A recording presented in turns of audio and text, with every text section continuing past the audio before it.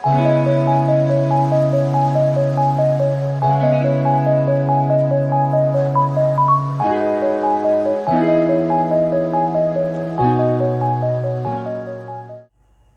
दोस्तों, फिर से स्वागत है आपके यूट्यूब चैनल पर जिसका नाम है लर्न विद एडू फंडम। मैं कौशल जायसवाल।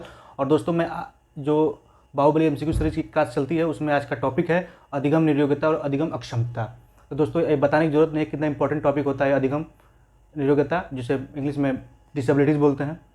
दोस्तों, ये कोई भी चीज़ के एग्जाम हो, इससे 1 या 2 प्रश्न आते ही आते हैं, और सीटेट और यूपीटेट के लिए तो फेवरेट क्वेश्चन हो जाता है। तो मैंने इस वीडियो में सारे जितने भी अधिगम निर्योग्यता होते हैं या फिर अधिगम अक्षमता होती है, सारे क्वेश्चंस मैं इसमें डाले हुए हैं। कुछ फैक्चुअल हैं, कुछ अप्लाइड बेस्ड हैं। दोस्तों, बड़ी समझते हुए चलेंगे कि डिसलेक्सिया क्या होता है, डिस्कैलकुलिया क्या होता है, फ्लेक्सिया, फेजिया, जितने भी काइंड्स ऑफ डिसेबिलिटीज़ होती हैं जो बालकों में देखी जाती हैं, कौन सी पुस्तक उसको छापती है, किसने इसका सबसे पहले प्रयोग किया है, सारी बातें हम इस वीडियो के अंदर जानेंगे। दोस्तों, बस आप शुरू से लेकर अंत तक बने रहिएगा। और इस यह वीडियो देख लेते हैं तो आपका अधिगम अक्षमता से कोई भी क्वेश्चन छूटेगा नहीं, और आपको किसी और वीडियो को देखने की जरूरत भी नहीं पड़ेगी, क्योंकि सारी चीज़ें आप इसी में क्लियर कर जाएंगे, और सारे एमसीक्यूज फॉर्म में हैं। दोस्तों, बड़े ही आराम से इसको हल करेंगे। चलिए, तो आज की क्लास स्टार्ट करते हैं। हमारा पहला क्वेश्चन है, अधिगम निर्योग्यता शब्द का सर्वप्रथम प्रयोग किसके द्वारा किया गया था? क्या है दोस्तों? अधिगम निर्योग्यता का सर्वप्रथम शब्द किसके द्वारा प्रयोग किया गया था? क्या वो सैमुअल क्रिक थे, या हरलॉक थी, या स्किनर था, या फिर इनमें से कोई नहीं? आपके पास 30 सेकंड है दोस्तों, जवाब दीजिए।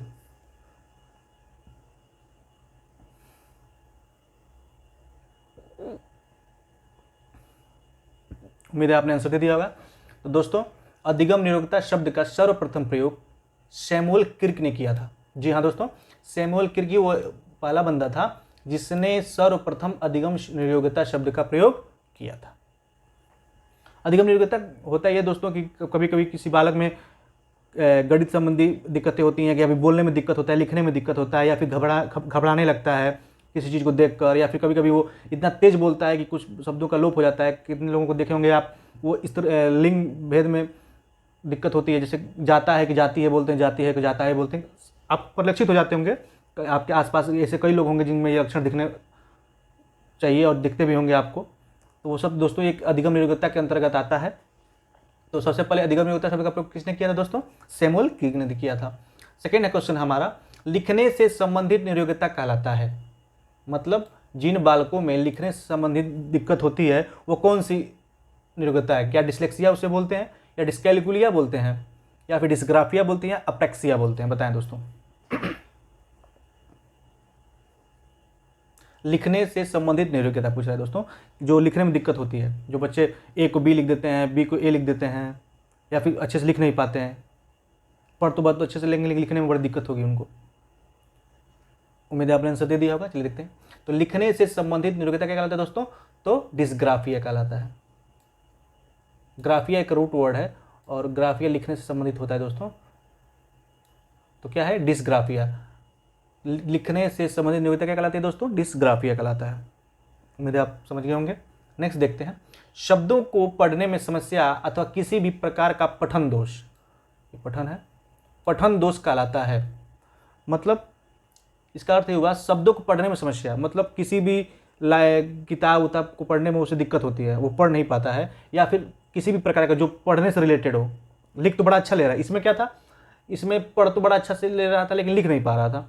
इसमें क्या है कि शब्दों को पढ़ नहीं पा रहा है, उसमें मतलब उसको पढ़ने में दिक्कत हो रही है, पठन समस्या है। लिखने में उसको कोई दिक्कत नहीं है, लेकिन पढ़ने में क्या होता है, उसको दिक्कत होती है। तो कौन सी समस्या है? क्या डिसलेक्सिया उसे बोलते हैं, क्या डिस्कैलकुलिया बोलते हैं, या फिर डिस्ग्राफिया बोलते हैं, या अपेक्सिया बोलते हैं?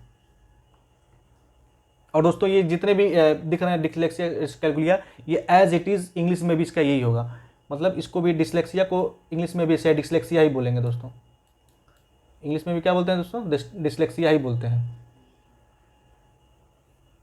तो आपको कन्फ्यूज नहीं होना है, एग्जाम में ऐसे ही आएगा। उम्मीद है आपने आंसर दे दिया होगा। चलिए देखते हैं। तो शब्दों को पढ़ने में समस्या अथवा किसी भी प्रकार का पठन दोष क्या कहलाता है दोस्तों? डिसलेक्सिया कहलाता है। अब समझ में आ गया, लिखने संबंधित दिक्कत डिस्ग्राफिया, पढ़ने संबंधित दिक्कत डिसलेक्सिया। आगे चलते हैं। राम को गणित के प्रश्नों को देखते ही घबराने लगता है, उसकी यह क्षमता है। मतलब एक बच्चा राम है जो गणित के प्रश्नों को देखता है तो घबराने लगता है, मतलब उसे डर लगता है गणित के प्रश्नों से, या फिर एक दो पढ़ने में, मतलब गुणा गणित वगैरह करने में बड़ा कमज़ोर है, तो उसकी अक्षमता कौन सी है? क्या उसे डिस्ग्राफिया बोलेंगे, या अप्रेक्सिया बोलेंगे, या एग्राफिया बोलेंगे, या फिर डिस्कैल्कुलिया बोलेंगे? बताएं दोस्तों।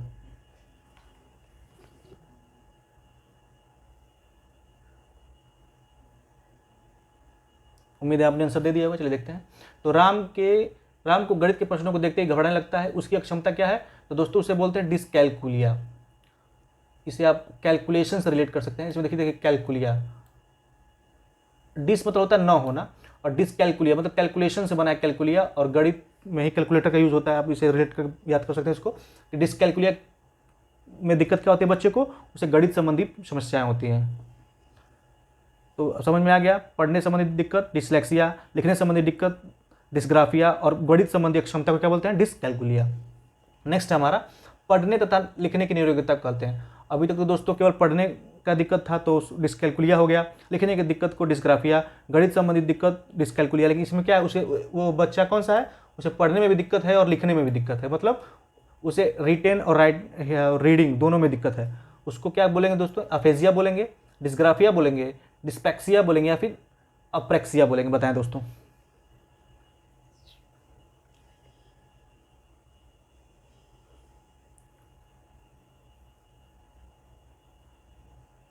उम्मीद है आपने आंसर दे दिया होगा। चलिए देखते हैं।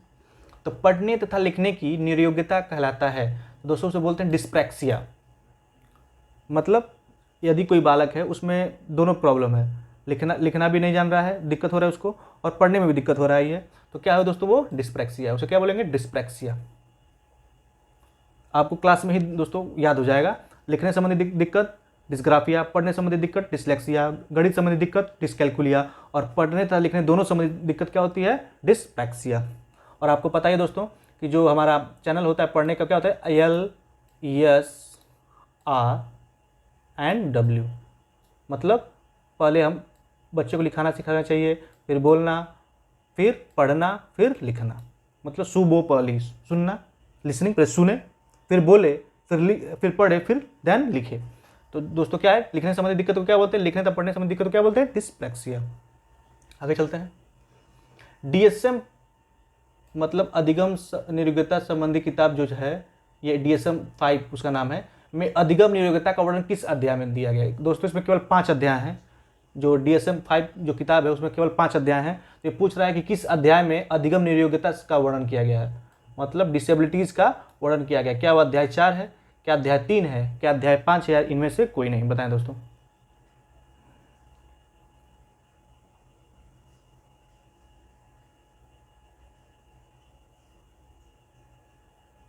उम्मीद है आपने आंसर दे दिया होगा। चलिए देखते हैं। तो दोस्तों DSM 5 में अधिगम निरोग्यता का वर्णन किस अध्याय में किया गया है? तो दोस्तों अध्याय 4 में। केवल इसमें कोई पूछे कि DSM 5 में कितने अध्याय हैं, तो केवल 5 अध्याय हैं, और अध्याय 4 में क्या दिया गया है? अधिगम निरोग्यता के बारे में बताया गया है। आगे चलते हैं। यदि कोई बालक पेन को ठीक से नहीं पकड़ रहा है, मतलब लिखने में उसको, मतलब जो बच्चे कुछ देखते होंगे बड़ा अजीब तरीके से पेन पकड़ते हैं, जैसे उसकी राइटिंग अच्छी नहीं बनती, तो आप देखे होंगे कि आप भी कि जो पेन के वो काफ़ी ऊपर से पकड़ा जाता है, जिससे बराबर राइटिंग नहीं हो पाती। तो हमारे टीचर बोलते हैं क्या कि उसको अच्छे से पकड़ो, नीचे ग्रिप जाओ, इसलिए पेन के नीचे ग्रिप बना होता है, उस ग्रिप पे पकड़ना चाहिए ताकि वो राइटिंग क्या हो? बराबर हो। तो वही पूछ रहा है, यदि कोई बालक पेन को ठीक से नहीं पकड़ पा रहा है अथवा उसके शारीरिक गति में अक्षमता को क्या कहेंगे? या क्या अफेजिया कहेंगे, एफीमिया कहेंगे, या फिर डिस्पेक्सिया कहेंगे, या अप्रेक्सिया कहेंगे? बताएं दोस्तों।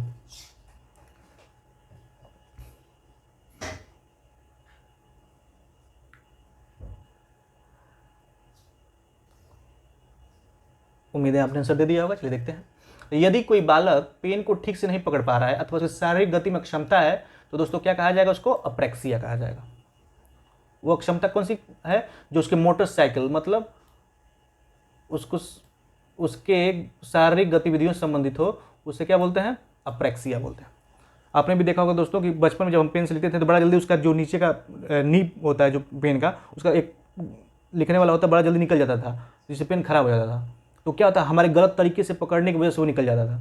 इसलिए क्या होता है? इसलिए हर पेन के नीचे ग्रिप बना होता है, नीब के ऊपर एक ग्रिप बना होता है। उसको पकड़ने से राइटिंग अच्छी बनती है, लेकिन उसको थोड़ा मतलब वही अच्छा सबसे सुटेबल तरीका है किसी भी पेन पकड़ने का। तो वही पूछ रहा है कि यदि कोई बालक पेन को ठीक से नहीं पकड़ पा रहा है तो उसे शारीरिक गति में कौन सी क्षमता है? तो अप्रेक्सिया है। तो 4 बातें क्लियर होंगी दोस्तों। लिखने संबंधित दिक्कत डिस्ग्राफिया, पढ़ने संबंधी दिक्कत डिसलेक्सिया, गणित संबंधी दिक्कत डिसकैलकुलिया, और पढ़ने तथा लिखने दोनों संबंधी दिक्कत डिस्फेजिया। और यदि कोई बालक पेन को ठीक से मतलब उसके दिक्कत क्या है, और जो मतलब वो पढ़ने लिखने में दिक्कत तो बता दिया मैंने। यदि कोई बालक को ठीक से मतलब उसके हाथों में दिक्कत हो, उसके मतलब सारी गतिविधियों में दिक्कत हो, तो उसको क्या बोलेंगे? अप्रेक्सिया। आगे चलते हैं। बोलने की अक्षमता कहलाती है। कुछ बच्चे बड़ा रुक रुक के बोलते हैं, देखते होंगे करके बोलते हैं, मतलब हकलाते हैं। वो कौन सी दिक्कत है? अफेमिया है, एग्राफिया है, एजिटोफोसिया है, या फिर कैटलेक्सिया है? बताएं दोस्तों।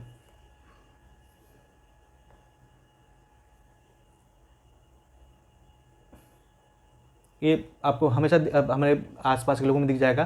किसी घर में भी बच्चे होंगे जो जैसे बोलने में उनको दिक्कत होती है, जो हर बात को मतलब उनके वर्ड लगता है उनको वर्ड, उनके पास वर्ड नहीं बचा है बोलने के लिए। वो दिक्कत क्या होती है दोस्तों? बोलने की क्षमता क्या कहलाती है? उम्मीद है आपने आंसर दे दिया दोस्तों। तो उसे क्या बोलते हैं? अफेमिया बोलते हैं दोस्तों। बोलने की क्षमता क्या कहलाती है? अफेमिया। आगे चलते हैं। सीता हमेशा लिंग संबंधी दोष बोलने में करती है। मतलब एक लड़की है जो हमेशा लिंग संबंधी मतलब जेंडर संबंधी, मतलब लड़की को लड़का बना देती है, लड़की को लड़का बना देती है।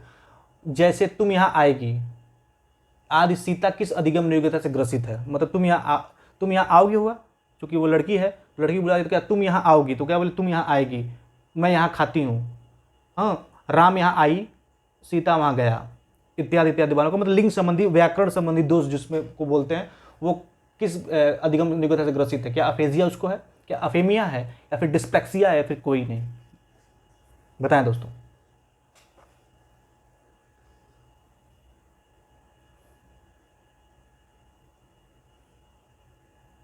उम्मीद है आपने आंसर दे दिया होगा दोस्तों। तो उसे क्या बोलते हैं?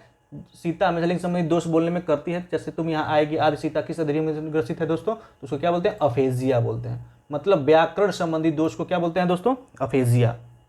अफेजिया उसको बोला जाता है। आगे चलते हैं। वह कौन सी अधिगम अक्षमता है जिसमें व्यक्ति बहुत तेज गति से बोलता है, जिससे कुछ शब्दों का लोप हो जाता है? मतलब बड़ा कुछ आप लोगों को देखो बड़ा जल्दी जल्दी बोलते हैं, लगता है उनको बोल के और ट्रेन पकड़ना है, इतना ज़्यादा तेज बोलते हैं, तो वो कुछ कुछ शब्दों को भूल जाते हैं। जैसे मान लीजिए बोल रहे हैं कि ए जल्दी आप जा जा जा, जल्दी मतलब जल्दी जा जा, मतलब जा जा भूल जाएंगे, जल्दी आओ, मतलब कुछ समझ में नहीं क्या बोल रहे हैं वो। तो क्या बोला? वह कौन सा अधिगम अक्षमता है जिसमें व्यक्ति बहुत तेज गति से बोलता है, जिससे कुछ शब्दों का लोप हो जाता है? तो उसे क्या एजिटोफोजिया बोलते हैं, एग्राफिया बोलते हैं, या फिर ब्रेडिलेक्सिया बोलते हैं, या फिर कोई नहीं? बताएं दोस्तों।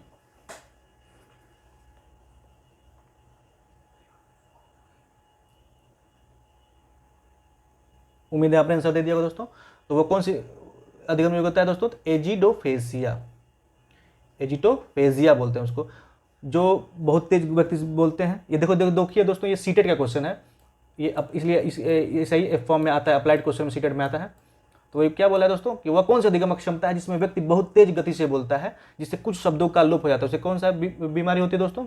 बीमारी नहीं कहेंगे, अक्षमता कहेंगे, डिसेबिलिटीज बोलेंगे उसको। तो क्या है? एजिटोफेजिया। आगे चलते हैं। मस्तिष्क विकृति जिसके कारण लेखन क्षमता में पूर्णतः या अंशतः कमी आए या लिखने में सक्षम ना हो, तो वह कौन सी अधिगम निरोग्यता है? कौन सी अधिगम निरोग्यता है? क्या उसे एजिटोफेजिया बोलेंगे, क्या एग्राफिया बोलेंगे, फिर ब्रेडिलेक्सिया बोलेंगे, या फिर डिस्पेक्सिया बोलेंगे? बताएं दोस्तों।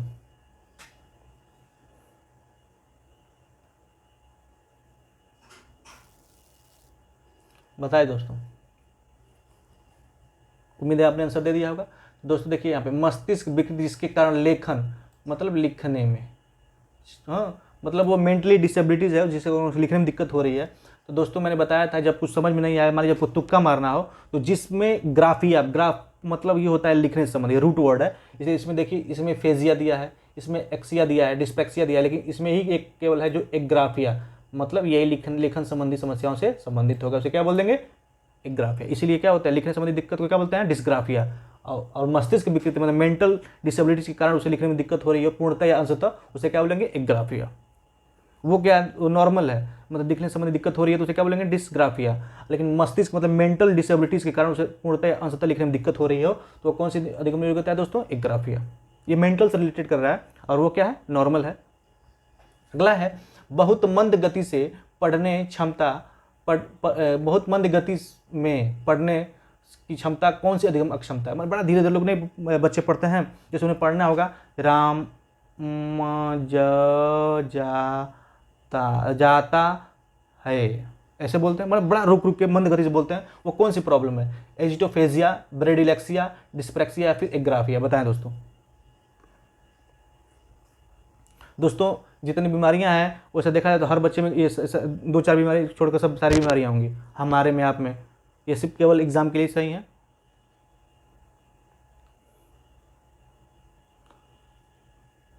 बताएं दोस्तों, उम्मीद है आपने आंसर दे दिया होगा।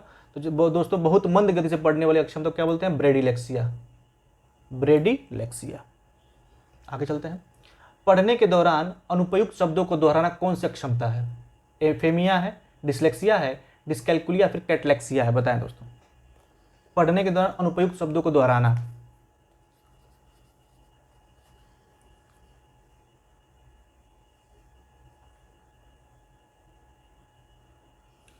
उम्मीद है आपने आंसर दे दिया होगा दोस्तों। तो पढ़ने के दौरान अनुपयुक्त शब्दों को दोहराना क्या कहा जाता है? उसे कैटलेक्सिया कहा जाता है, कैटलेक्सिया। जहाँ भी पढ़ने वाली दिक्कत, पढ़ने वाली कोई बात आ जाए, क्षमता आ जाए, तो वहाँ पे एक्सिया ही जाएगा, और लिखने संबंधी आया तो ग्राफिया आएगा। ये रूट वर्ड है दोस्तों, इसको बस आप दिमाग में रखे रहिएगा। कभी मान लीजिए क्वेश्चन भूल जाता है तो आप इससे भी रिलेट करके क्वेश्चन सही करने के आ सकते हैं। आगे चलते हैं। एक बालक शब्दों को देख सकता है, पढ़ सकता है, किंतु अर्थ नहीं निकाल सकता, वह कौन सी अधिगम अक्षमता से जूझ रहा है?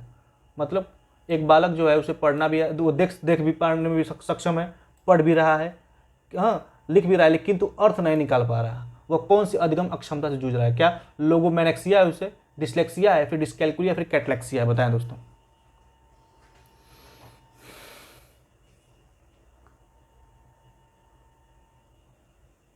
उम्मीद है आपने आंसर दे दिया होगा। तो दोस्तों जो बालक है उसे वो पढ़ भी रहा है, देख भी रहा है, लेकिन वो लिख अर्थ नहीं निकाल पा रहा है, उसे कौन सी दिक्कत है दोस्तों? तो लोगोमेनेक्सिया है। उसे क्या बोलते हैं? लोगोमेनेक्सिया, लोगोमेनेक्सिया। आगे चलते हैं। लास्ट क्वेश्चन है आज का। एप्रेक्सिया के लक्षण निम्न में से हैं। एक बालक रुक रुक कर पढ़ता है, रजनी बोलते समय व्याकरण संबंधी त्रुटि करती है, और वह बालक जो कोई भी वस्तु पकड़ने अपने हाथ से ठीक से नहीं पकड़ सकता, या वह बालक जो गणित के सवालों से डरता है? बताएं दोस्तों। ये पढ़ा दिया है मैंने, अप्रेक्सिया। बताइए दोस्तों ये के लक्षण क्या है?